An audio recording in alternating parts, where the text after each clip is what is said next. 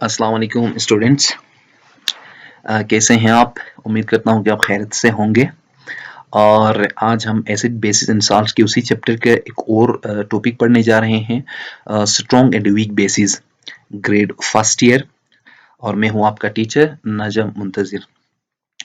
पहले हमने स्ट्रॉन्ग और वीक एसिड्स को डिस्कस किया इस टॉपिक से पहले, तो बिल्कुल उसी से रिजेंबल करता है ये टॉपिक भी। आज हम पढ़ने जा रहे हैं स्ट्रॉन्ग एंड वीक बेसिस के बारे में। हम किन किन वीक मतलब बेसिस को वीक कहते हैं और किन किन बेसिस को हम स्ट्रॉन्ग कहते हैं और किस बिहाफ पे हम उनको स्ट्रॉन्ग और वीक कहते हैं, ये जरा डिस्कस करते हैं। देखें strong and weak base definition क्या होगी। सबसे पहले according to the Bronsted Lowry definition, a base is proton acceptor species. Proton क्या होता है अपना, बेस क्या होता है? एक प्रोटॉन एक्सेप्टर स्पीशी होता है। प्रोटॉन एक्सेप्ट करता है सोल्यूशन से या सॉल्वेंट से, तो उसे हम क्या कहते हैं? उसे हम बेस कहते हैं। लेकिन ये टेंडेंसी डिफरेंट होती है कि वो कितना जल्दी एक्सेप्ट करता है और कितना जल्दी एक्सेप्ट नहीं करता है।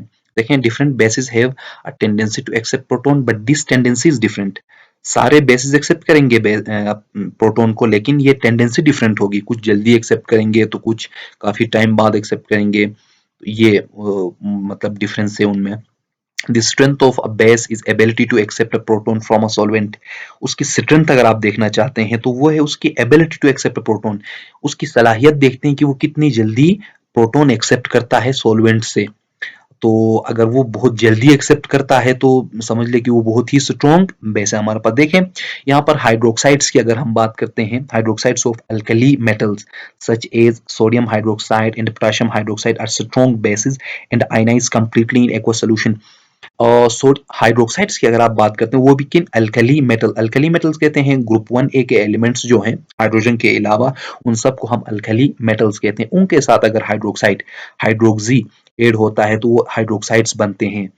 तो वो हाइड्रोक्साइड्स मतलब बहुत ही, ये हमने यहाँ पर मेंशन किया है, सोडियम हाइड्रोक्साइड और पोटेशियम हाइड्रोक्साइड दोनों ही बहुत ही स्ट्रॉन्ग आपके पास बेसिस हैं, क्योंकि वो कंप्लीटली आयनाइज होते हैं। एक्वा सोल्यूशन में क्या होते हैं? कंप्लीटली आयनाइज होने वाले, चाहे वो एसिड्स हों या बेसिस हों, उनको हम स्ट्रॉन्ग कहते हैं। देखें यहाँ पर मैंने लिया है, बल्कि मैं यहाँ कर्सर से दिखा देता हूँ।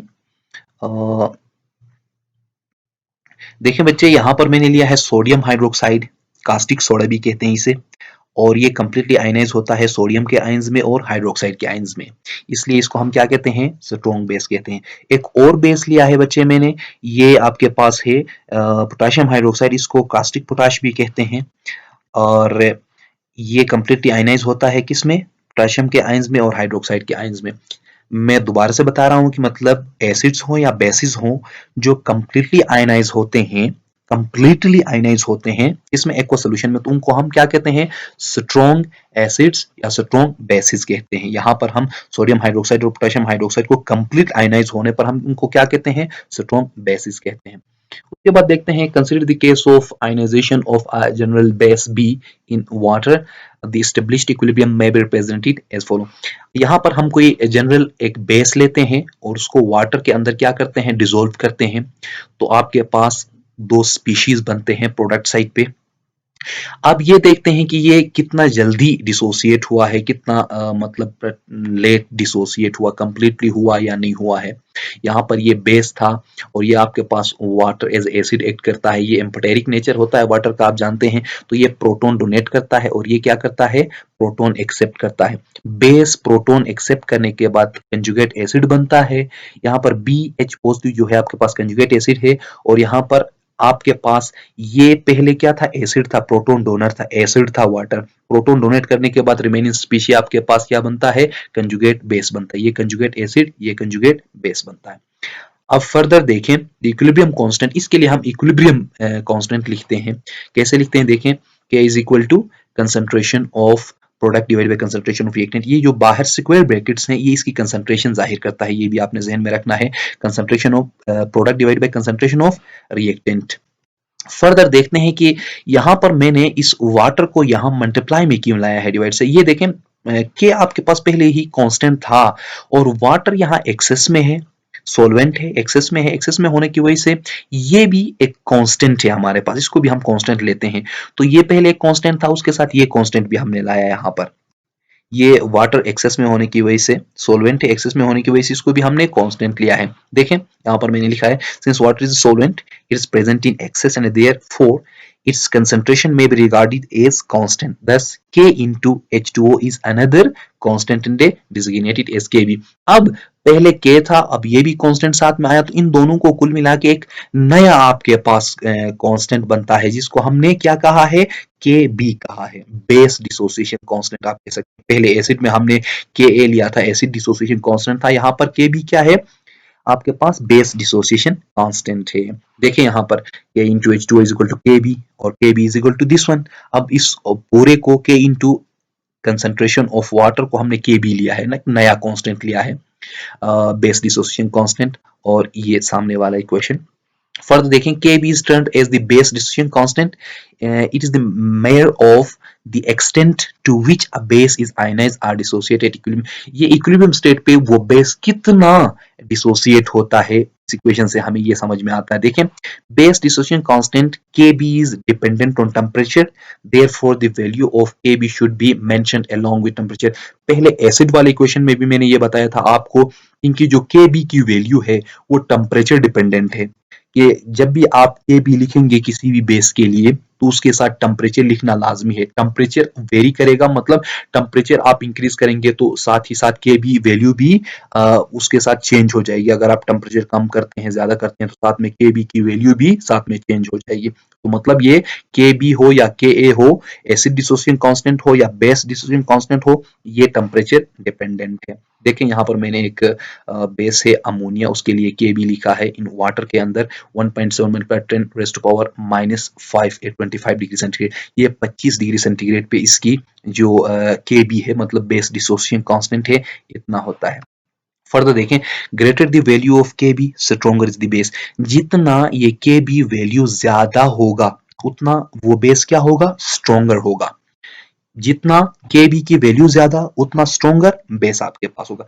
हाँ, एक चीज और देखें इसमें, the value of Kb are usually inconvenient number, therefore convenience these values are converted to Pkb values. यहाँ पर देखें 1.7 मल्टीप्लाई 10 रेज़ टू पावर -5, ये थोड़ा सा मुश्किल लगता था ना इसको, ये बहुत ही बड़ा और अजीब सा, थोड़ा सा अजीब सा वैल्यू लगता है, इसलिए हमने इनकन्वीनियंट टाइप का था। इसको कन्वीनियंट बनाने के लिए हमने क्या किया है, Kb को हम कन्वर्ट करेंगे Pkb में। तो वो कैसे कन्वर्ट करते, बहुत ही इजी। जो Pkb कैसे मतलब Kb को Pkb में कन्वर्ट करने के लिए आप क्या करें, माइनस लॉग ऑफ Kb, ये जो वैल्यू है ना, ये जो वैल्यू मिला है आपको Kb में, इसका माइनस लॉग ले लें। माइनस लॉग लेने से वो क्या हो जाएगा, Pkb में कन्वर्ट हो जाएगा, और वो बहुत ही कन्वीनियंट मतलब वैल्यू में कन्वर्ट हो जाएगा, बहुत ही इजी। आप आसानी से उसे पढ़ सकते हैं, आप उसे आसानी से मतलब सोल्व कर सकते हैं, ऐसे एक छोटे से न्यूमेरिकल वैल्यू में कन्वर्ट हो जाएगा, इसलिए हमने ये चेंज किया है। आगे देखिए यहाँ पर मैंने एक टेबल भी दिया है, ionization constant and pKb of bases. कुछ बेसिस लिए हैं, उसमें हमने पीकेबी उसमें मेंशन किया है, या केबी भी मेंशन किया है और पीकेबी भी मेंशन किया है। देखिए यहाँ पर मैंने टेबल लिया है, पीकेबी बराबर होता है minus log of Kb, pKb is equals to minus log of Kb. Kb and Pkb values for weak molecular basis at 25 degree. यहाँ पर 25 डिग्री सेंटीग्रेड पे ये सब के लिए हमने 25 डिग्री सेंटीग्रेड का, पहले मैंने आपको बताया था कि ये आपके पास क्या है, टेम्परेचर डिपेंडेंट है, तो साथ में टेम्परेचर लिखना लाजमी है। जितने भी बेसिस मैंने लिया है इसमें टेम्परेचर 25 डिग्री सेंटीग्रेड रहेगा। सबसे पहले देखें ब्यूटाइल अमाइन लिया है हमने सबसे पहले, उसका 5.9 मल्टीप्लाई पावर -4, बहुत बड़ा वैल्यू है ये, 5.9 मल्टीप्लाई पावर -4। ठीक है ना, मैंने पहले ही आपको बताया था कि जितना बड़ा वैल्यू होगा इसका Kb का, उतना स्ट्रॉन्ग वो बेस होगा। तो इसके लिए देखें ना कितना इजी और आसान वैल्यू में कन्वर्ट हुआ, 3.23, इसका Pkb कितना होगा, 3.23। इसी तरह आपके पास मिथाइलामीन है, अमोनिया है, स्टार्चनीन है, मॉर्फिन है, हाइड्रोजीन है, हाइड्रोक्सिलामीन है, पायरिडीन है और एनिलीन है। लास्ट में आपके पास क्या आया है, देखें एनिलीन आया है। एनिलीन, एनिलीन आप जानते हैं एक बेंजीन रिंग में से एक हाइड्रोजन को रिप्लेस करके आप NH2 लगाते हैं, तो उसके लिए क्या होता है, 3.9 मल्टीप्लाई 10 पावर -10, तो इसके लिए आप देखें 9.41 पीकेबी, पीकेबी वैल्यू बहुत बड़ा आया है। तो इसलिए हम मेंशन क्या करते हैं, जितना पीकेबी का वैल्यू बड़ा आ जाएगा उतना वो बेस क्या होगा, वीक होगा, ये मेंशन करते हैं। Again we see the inverse relation of Kb and pKb, the stronger base has larger Kb and smaller pKb. बिल्कुल ऐसा ही है, देखिए ये स्ट्रॉन्गर बेस था, इसका केबी वैल्यू कितना था, बहुत बड़ा था, जबकि पीकेबी वैल्यू क्या था, बहुत ही छोटा है। और लास्ट में आते हैं हम एनिलीन पे, देखें 3.9 मल्टीप्लाई टेन पावर -10, इतना कम, बहुत ही छोटा वैल्यू है यहाँ पर। और साथ में आपके पास पीकेबी वैल्यू क्या है, 9 पॉइंट, ये बहुत बड़ा है। तो ये आपके पास क्या होगा, वीक बेस होगा। तो यहाँ पर देखिए ये बेस है, ये वाटर है, और ये आपके पास क्या बनता है, कंजुगेट एसिड है, ये कंजुगेट बेस है। स्ट्रॉन्गर बेस ग्रेप्स प्रोटॉन मोर ग्रीडली, अगर वो बेस बहुत ही स्ट्रॉन्ग है तो वो बहुत ही तेजी के साथ क्या करेगा, प्रोटॉन को एक्सेप्ट करेगा। यहाँ तक आज का लेक्चर खत्म होता है। इंशाल्लाह मैं उम्मीद करता हूँ आपको समझ में आया होगा। अगर किसी चीज़ में मसला है, किसी चीज़ में आपको डिफ़िकल्टी आपने महसूस किया है, तो आप मुझे कमेंट सेक्शन में ज़रूर बता दीजिएगा, और इंशाल्लाह हम हाज़िर होते हैं एक और लेक्चर के साथ। Thank you for watching.